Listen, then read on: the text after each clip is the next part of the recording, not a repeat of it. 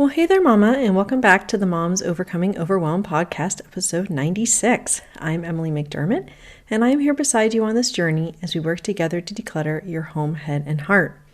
Well, as we come to the end of January, I just wanted to remind you about the free Facebook group, tinyurl.com/moms overcoming overwhelm, where we continue to do bi-weekly decluttering challenges. This week we're doing a reset challenge, and I've been learning a lot about kind of what works and what doesn't work for people doing their daily resets. We're doing a lot of great stuff over there, and just up to 15 minutes a day of decluttering with people there to support you and help you really helps a lot. So come on over and join us there. And today on the show, I'm very excited to talk to Barb Raveling. And Barb, she's a retired homeschool mom of 4 and the author of 8 books, including Freedom from Procrastination, which sounds like something I need, and her latest book, Say Goodbye to Emotional Eating. And her top-ranked podcasts, Taste for Truth and the Christian Habits podcast, have earned over 1 million downloads and continue to inspire people to experience the joy of transformation through the renewing of the mind. And today we have a really fun conversation. We talk a little bit about actually delegating to our kids and how she was able to give her kids responsibilities at a very young age. It was a really fascinating beginning to the conversation. And then we dive into this idea of living by design instead of by desire, and how that's played out in her life, and also the power of something she calls truth journaling. So I know this is going to be a really impactful conversation. So what do you say? Grab that notebook and pen, and let's dive into today's conversation with Barb Raveling.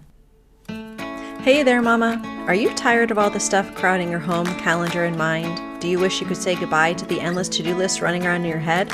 Want to declutter but don't know where to start? You're in the right place. Welcome to Moms Overcoming Overwhelm, where you will find proven and practical solutions to declutter your home, head, and heart. Hi, I'm Emily, a wife, boy mom, and simplicity seeker. I struggled to get pregnant and felt overwhelmed until I discovered decluttering could create the physical and emotional space I needed to become a mom. Now, 2 kids later, I've transformed my life in motherhood by developing simple systems around decluttering, capsule wardrobes, kid stuff, cleaning and tidying, meal planning, time management, and more, and I can't wait to share them with you. If you're ready to reclaim the time and energy you crave, be present with your kids, and finally enjoy the life and motherhood you so deserve, let's kick overwhelm to the curb, shall we? Grab your lukewarm coffee, your notebook and pen, and clear off some counter space. Let's do this. Well, hi, Barb. Thank you so much for coming on the Moms Overcoming Overwhelm podcast. I am very excited to talk to you today. And thank you for having me. I love your podcast, all the subjects you talk about, and I'm excited to be a guest. Yeah, and I actually found out about you actually through my therapist, which is kind of funny. She was just saying, oh my gosh, there's this author that I love, because we were talking about at the time emotional eating, which is one of the areas that you have a lot of expertise in. And I just was thrilled that we could connect in this way, and I could kind of get to know a little bit more about you and our audience as well. So with that in mind, could you please introduce yourself a little bit? Tell us about you and your family, kind of how you serve women, and if you ever have any free time, what you like to do in that free time. Okay, well, I'm an empty nester. I'm also a retired homeschool mom. I have 4 adult kids, and my husband and I, we lived for 30 years in a small town in Montana, and now we are doing a travel physical therapy lifestyle. So he goes around to different hospitals and work, and every 3 months we move. So it's a very different lifestyle, but we're enjoying it. And I work as both a podcaster and a writer. And so I have some things to fill my time. In our spare time, we love to camp, backpack, hike, and adventure. We also like to read. So it's kind of a fun lifestyle for us. I miss the community because I'm the people person, but the adventure is worth it, I think. That is so cool. And I always talk with my husband about when our kids are older, what we might want to do. I'm trying to convince him. He's really tall. He's like 6'3". And I say, well, why don't we live in a tiny house? He doesn't think that's a good idea. He's like, I don't think they make tiny houses for tall people. But I love, you probably have to have sort of a minimalist, decluttered lifestyle if you're having to move every 3 months. So you probably could teach us a couple things about maybe we'll have you back and you can teach us about how to have a decluttered home when you're moving all the time, because that sounds like a really interesting change in lifestyle and having to just kind of keep, what matters most to you in your home. So that's really interesting. Yeah, it was fascinating because we probably got rid of half of our belongings and moved the rest into a storage unit because we don't have a house right now. And then whenever we go someplace, all we have is one car full of belongings. So it makes life very easy and very simplistic, Ooh, which I like. yeah, you're speaking my language, Barb. Well, I would love it now, you being mom to four kiddos and you kind of come out the other side. So my boys are 5 and 7. So I have a kindergartner. I'm kind of enjoying this kind of new phase where they're in school for most of the day. But I would love it if you could tell us about a time when you were really overwhelmed in your motherhood, kind of what that looked like for you, whether it be stuff or chores or time management, any of the things, and sort of what was the catalyst for you to make a change and what did you do so you could kind of simplify and get on top of things? I know in your podcast you talk about habits. So any of the wisdom that you would like to share with us overwhelmed mamas would be great. Okay. Well, I was the person that always was overwhelmed. I mean, even before we started having kids, we had a really messy house. We didn't put things away. I'm a 7 on the Enneagram scale. My husband's a 9. So we're kind of like fun and relaxed and that sort of people. But every time we had a new kid, our life got more out of control because not only were we not putting our things away, but the kids weren't putting our things away. And the more kids we had, the more it got out of control. So I didn't ever get everything under control when my kids were home. I've done a lot of growing since then. So that's something to be thankful for. But one thing I did get under control when they were at home was the whole keeping the house clean and keeping the chores done. And so I had a system. And what I did is I assigned each kid, I divided all the housework into 15-minute segments. And each child had to do a 15-minute job before breakfast. And if they didn't do it before breakfast, they got a little mark on a chart. And that mark in the chart equals a 15-minute job. So that meant whenever I needed an extra 15-minute job, maybe I needed some yard work or something, then I could call in one of those kids that had a little mark on their chart. And we did it very cheerfully. There was no ridicule or angry words or anything like that. In fact, we kind of made it a fun game. We said ding, ding. So that way I didn't have to remind the kids to do their work. It was just always done before breakfast. And it was simple. It was only a 15-minute job. So it was simple. So that took care of all the chores. Then I had each of the kids do their own laundry. So they could do it whenever they wanted, but they had to do their own laundry. And I realized when they did that before, they always just threw their clothes in without even thinking about it. But once they were doing their own laundry, they didn't throw them in anymore. And then I also had each of the kids cook one dinner a week. And so that was 4 dinners. My husband also cooked one. So I only had to cook 2. And so the first week or 2 weeks, the kitchen was a mess. There was flour flying all over the place. It was always messy. It was so much work. But the kids learned to be really great cooks. And so it became a system we'd had in place for years that made life so easy. And the kids enjoyed it. They learned new skills. The boys, when they got to college, that was an attractive feature for other women. So it made them attractive. And the system worked great. And we started that when my youngest was 4. So when my youngest was 4, she was doing her own laundry and she was cooking a meal. And she was super proud of herself. She wanted to be like the big kids. I think what she did is she'd make chicken breasts, pour barbecue sauce over them, scrub and wrap up a baked potato in tin foil and have like canned beans. And that was her meal, but she felt proud. I love all of that. Oh my gosh, I'm so inspired right now. Because even with my youngest is definitely more the creative and wanting to get in the kitchen and help. And sometimes help from kids feels like help in air quotes, like they're not really helping. But I love that you are able to not only get some of that off of your plate, but it really is about empowering them and being able to prepare them to launch them, like you said. And I have 2 boys. I think about that often. I want them to be able to do their own laundry, to be able to cook. And so that really inspires me. I'm sort of dipping my toe as far as like helping more with some things in the kitchen, like teaching them how to cut vegetables or to do the vegetable peeler and helping fold their clothes. But you just really have inspired me to do even more of that, because that's great. I mean, now I wish I had more kids. And so they're just Yeah, it too. actually it didn't work as well when the kids started going off to college. We kind of kept it up until we had one kid. And then like, well, I can't have her do all the work. That wouldn't be fair. So I think that's when I kicked in. I might have kicked in at 2. I can't remember. But really, Yeah. the younger they start that, the better. Because when I started that system, our oldest was 12. And I I think the younger ones, when they grow up that way, they're not entitled at all. They just Yeah. expect to work.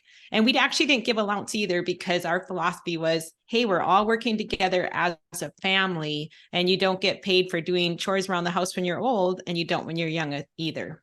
Yeah, yeah, I love that too. And I also, when I do our decluttering challenges in our group, we do 15 minutes or less. And I think that's really great, just having that short time span. And then it's like easy. And especially since you were doing that before breakfast, it's like, okay, well, so much is done even before the day starts.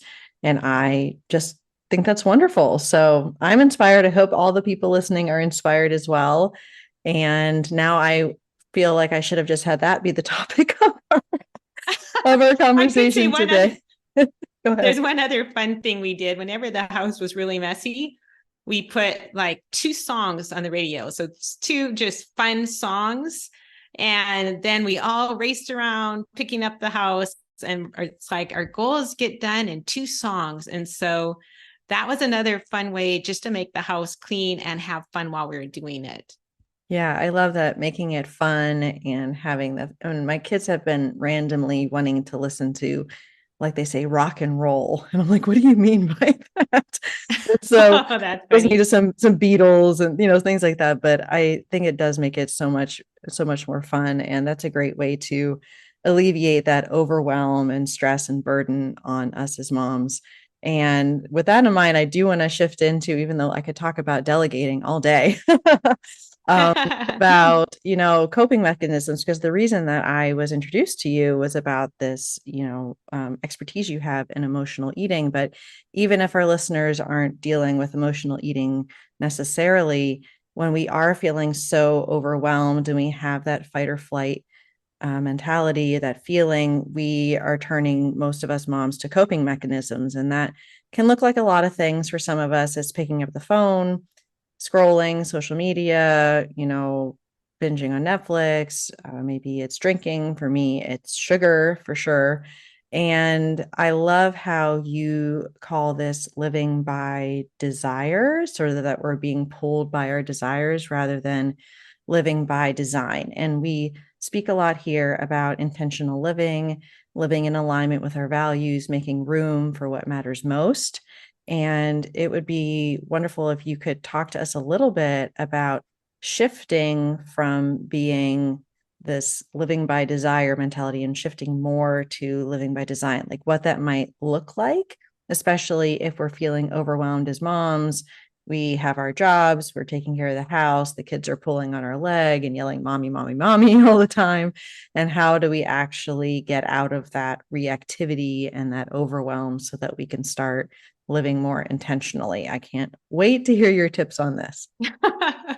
Oh dear, you're bringing back all those memories.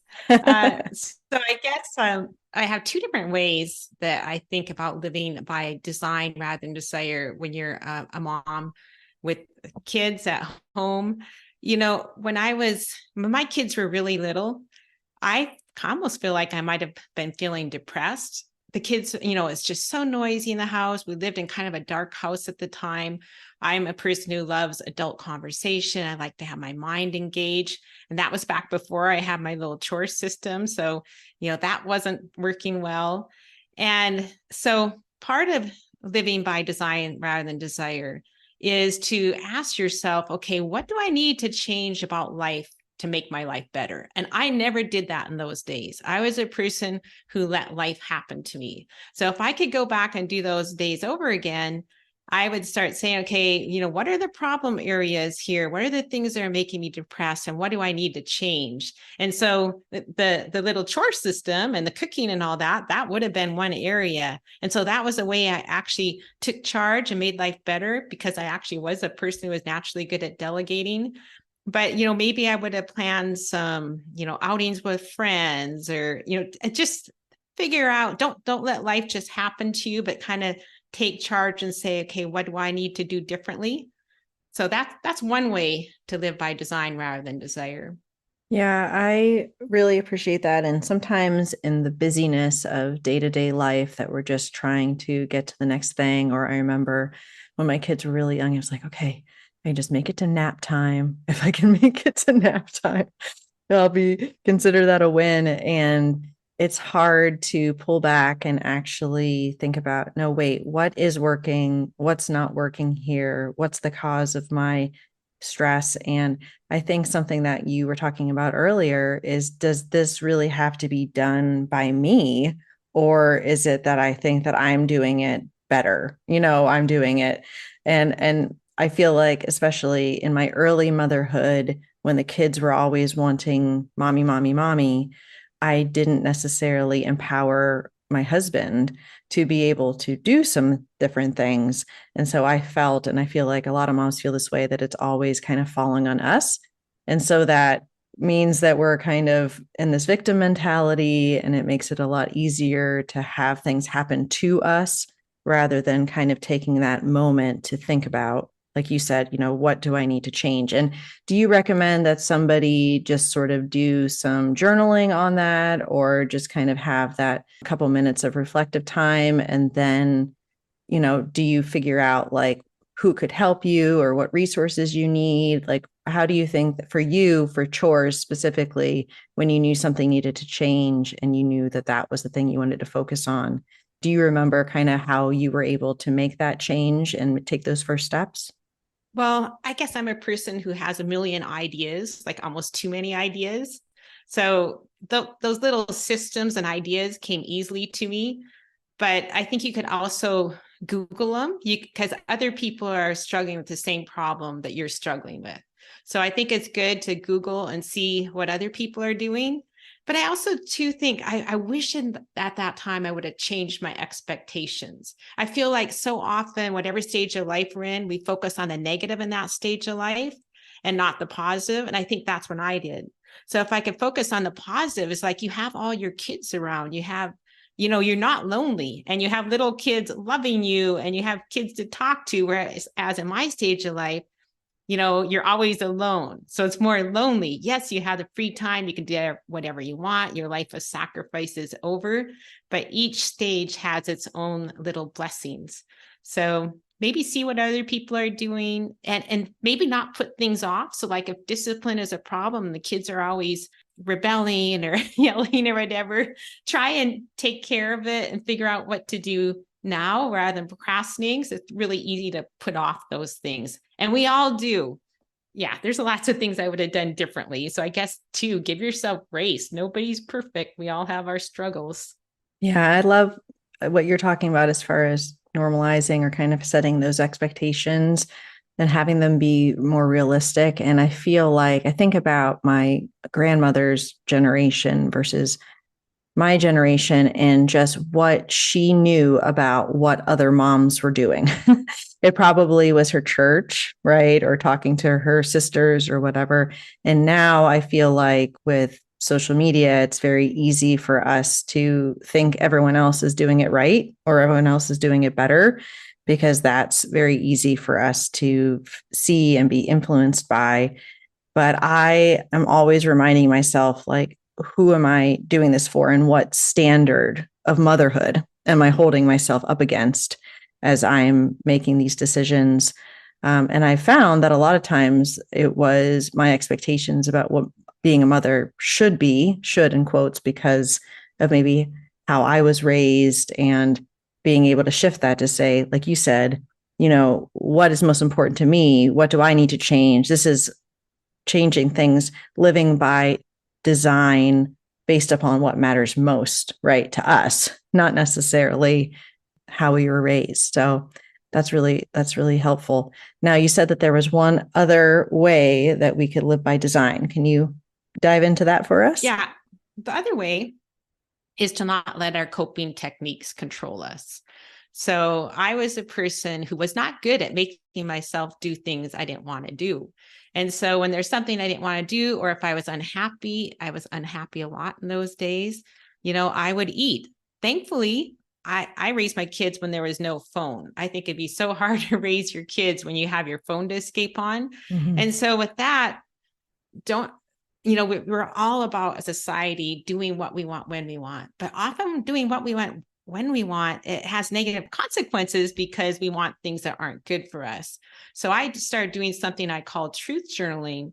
And that was, I explain it more on my website. You can find resources on that if you're interested, or in my books. But basically, it's, taking a look at what am I thinking, because it's what we're thinking that drives both our desires and our emotions.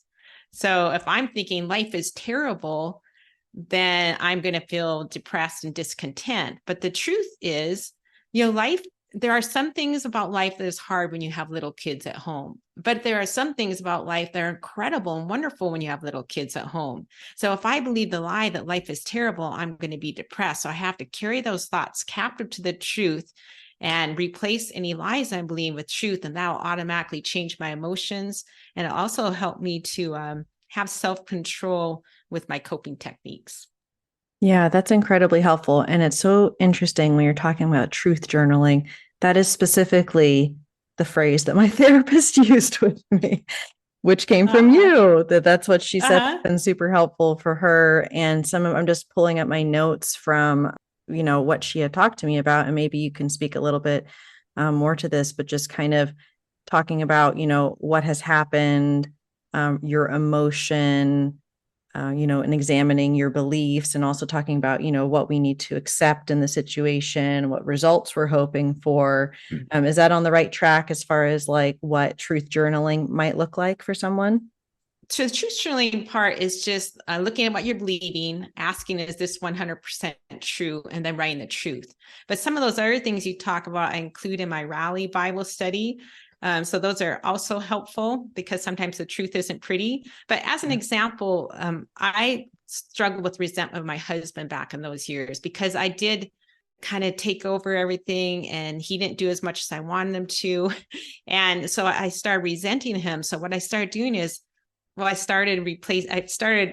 thinking of doing a think positive project. So every time I had a negative thought, I'd write it down in my journal, I'd replace it with a positive thought. And it wasn't long before I really realized a lot of those negative thoughts were lies. And I started replacing lies with truth. And I called it truth journaling. And I was shocked at how much that little act changed my feelings towards him. I made a commitment to do it every time I was annoyed with him before I went to bed at night. And in 2 months, I had completely changed the way I felt. So it wasn't like, oh, he's the greatest thing in the world, but I was no longer like really angry at him. And we've been married over 40 years now and have a good marriage, and I really enjoy him. But it was rocky back in those days, and truth journaling helped. The Bible calls it the renewing the mind. But after I wrote my first book, Freedom from Emotional Eating, a friend of mine who's a psychologist said, Barb, your truth journey is like cognitive therapy. So it's also a counseling sort of thing, a technique people use in counseling. Yeah, that's really powerful. And I feel like resentment is a major issue, especially when we're feeling overwhelmed, because it's very easy when we're in that mentality to see what people aren't doing, whether that be our, spouses or our kids or just other external parties or forces. And I love that that was so powerful that, like you said, it wasn't immediately like everything's, wonderful, but you can at least start saying, okay, this is the truth. And this is the truth that I'm speaking over me and then the situation. And yeah, that is really, really helpful. And I'm going to make sure to link in the show notes to your books and your website and your resources and everything. But I was hoping you could tell the listeners the best place to connect with you if they want to learn more about the truth journaling or any of the things that you spoke about today. Well, you can go to barbraveling.com. That's my website. Or I have the Christian Habits podcast and the Taste for Truth podcast. Those are my two podcasts. I've started doing a little bit on YouTube as well. And but you can find everything you need to know over at my website. Wonderful. Well, thank you so much, Barb. This was such a helpful conversation. I love talking to moms in all seasons, but especially like yourself, that they've successfully launched the children into the world and gives us hope. As far as, like you said, giving ourselves grace, trying to enjoy the season that we're in, and being able to take some of those really helpful tips that you shared and help us feel a little bit less overwhelmed in motherhood. So thank you so much for coming on the show. Thank you for having me. It was great to be here. If you like today's podcast, here's what you can do. Just take 30 seconds to leave me a review. I know you're a busy mama. You're overwhelmed, in fact, but 30 seconds of your day makes such an impact. I'll be blessed by your words. They'll definitely make my day. And who knows, you might be entered for this month's giveaway. In Apple Podcasts, scroll down to write a review. Thanks so much for your time. I'm so grateful for you.